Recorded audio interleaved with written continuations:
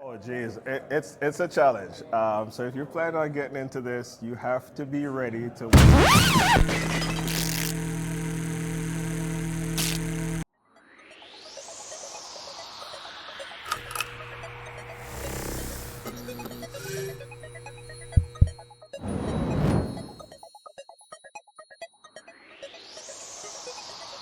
Welcome everyone to the show. I'm your host, Michael Bukait from Cyber Confidential, and we're at the MSP Expo here in Fort Lauderdale, sponsored by the Managed Service Provider Association of America. On this show, we got our guest, Glenroy Williams. Glenroy, give us the scoop, the name, and where it comes from.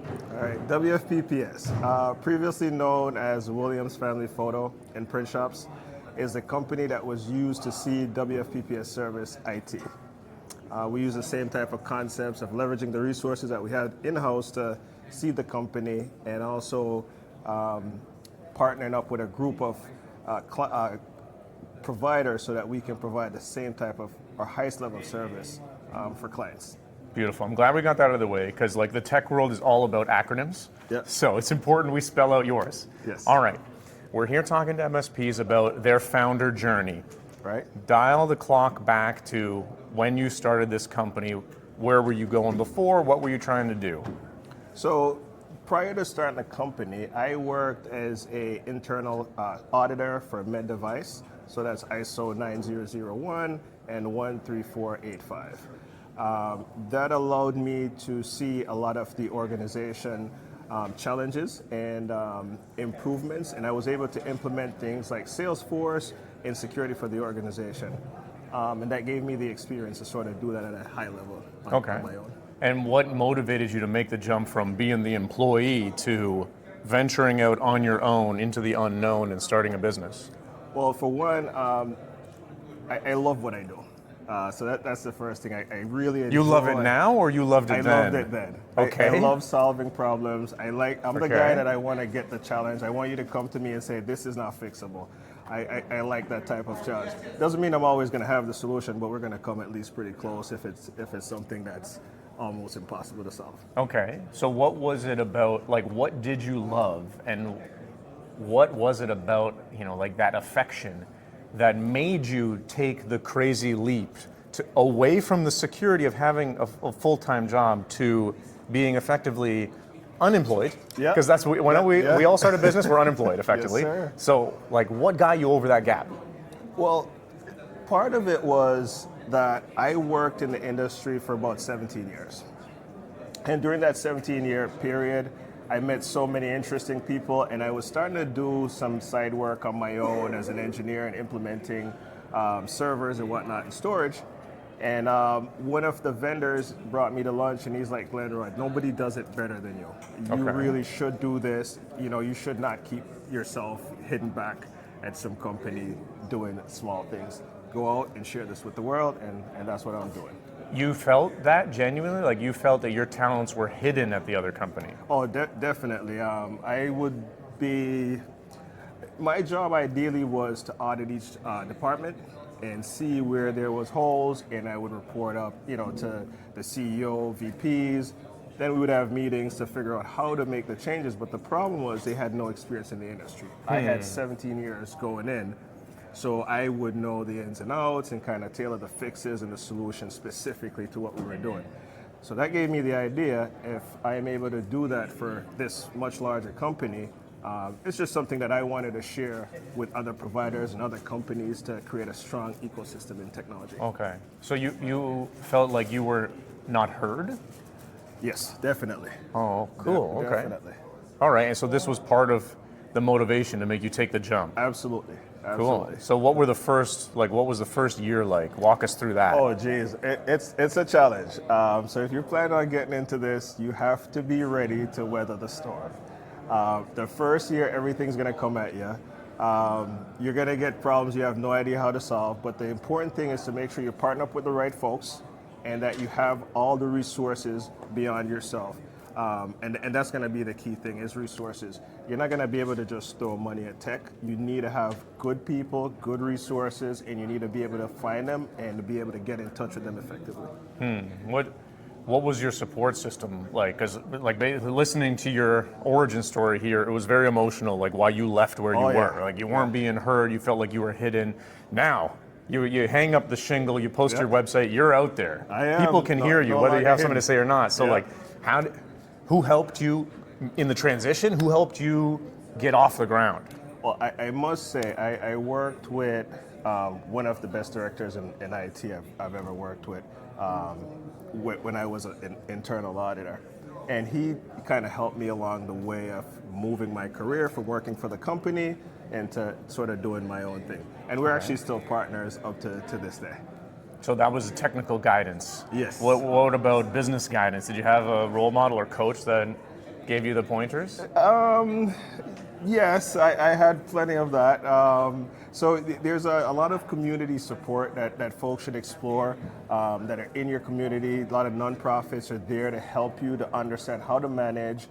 Definitely take some kind of management course, some public speaking course that's also going to be effective. I am by no means good at it, but I try. Sweet. And the courses help. So you want to make sure that not only the resources of technology, but the resources to help you to support yourself to be better are also in place. What would you take away that worked for you then that you have stuck with? I'd say just keep learning. Okay, Keep learning. What's your method of learning? How do you learn? My favorite way is hands-on. Okay. Going to these seminars, going to these events, doing the modules, the training modules and getting certified. Setting goals for myself, like having at least 2 badges every quarter is something that helps me to stay consistent with products and in the future of technology and know what's happening. Technology is changing so fast, it's almost impossible to keep up with it. So you're talking tech, the badges are tech training certifications. Yeah. Okay. Yeah. What's the most recent one that you've done? AI fundamentals. Okay. Yep. Where'd you find that? How was the training course? Do you think it was worth it? I think it was awesome. I'm actually going to explore AI as a certificate right now. Okay. As a result. And that was through one of our partner channels. So what our partners do is they throw so much at you that helps you to be successful that it's almost impossible for you not to take advantage. You have free courses to learn. You have free badges. You have people who are experts in the industry for 30, 40 years. So what was this AI course on? Because like AI is this giant rainbow of many different colors. What was it to you? So this to me was very insightful. The AI course talked a lot about the history of AI. Where it was just in the 90s compared to where it's gone from 2020 to 25, which is leaps and bounds compared to what it was doing from 99. At least in the public's perception. Yes. That's the biggest difference recently. It's like the public's perception after the birth of ChatGPT in 2022. Now everyone knows about it, technical or otherwise. Exactly.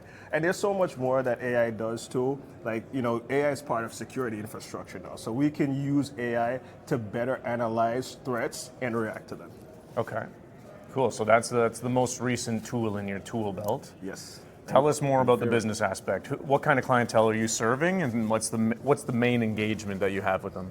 So my top clients are nonprofits. I do a lot of volunteering in my community before I started doing this, and this helps me with connecting with the nonprofits that help my community.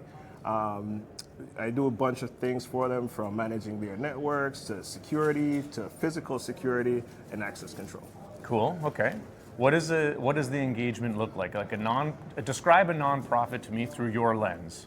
They have how many employees? Like they got an office, or they work remote? What's their day-to-day like? So I work with nonprofits that manage things like homelessness and shelters. So they will, for example, I have one nonprofit that rents out an entire hotel, and they provide rooms for people who are in situations that they need immediate shelter. And we provide a circuit for that hotel that's separate from the hotel and a network that we manage. So we're talking like phone and internet. Correct. Okay, cool. That is completely separate from the So you're doing not just this would be the nonprofit's operations. Correct. Right? It's separate from their sort of like corporate environment, even if it's a small business. Like, because I hear that a lot with the nonprofits. They have most of the time like remote staff or work from home staff, which is the same, and their corporate team is soliciting donations, and then managing operations is sort of like the two lives that they lead. Yes, so we try to support their operations, their day-to-day operations, in whatever way that we can from a technology perspective.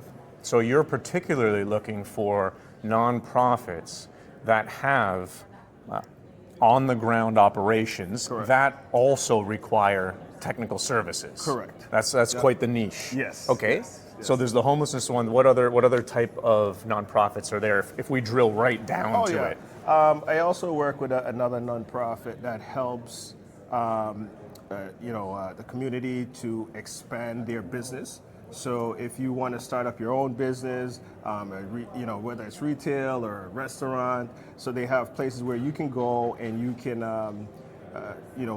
practice your menu, so to speak. So you can cook a meal and you have an industrial kitchen available. So what we do for those environments is because it's open to the public, there is some concern of liability, there's some concern of security. So we want to make sure that the nonprofit organization has access to be able to view and record things that they're concerned about. And in areas that they need to monitor things, we'll provide sensors. So there's no vaping in the buildings. So there's an IoT component to it as well, not just networking. Exactly. Very cool. Okay, cool. And what attracted you to this vertical to run your business serving nonprofits that are then again serving another group? Yeah, so part of it is a little bit of personal satisfaction. I like what these companies do for the community, so there's that part of it.